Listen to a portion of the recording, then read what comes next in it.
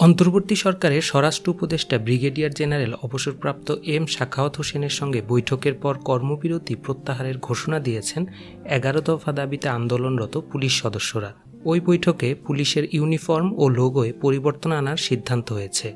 রোববার বিকেলে স্বরাষ্ট্র মন্ত্রণালয়ে উপদেষ্টার সঙ্গে আন্দোলনরত পুলিশ সদস্যদের একটি প্রতিনিধি দলের বৈঠক হয়।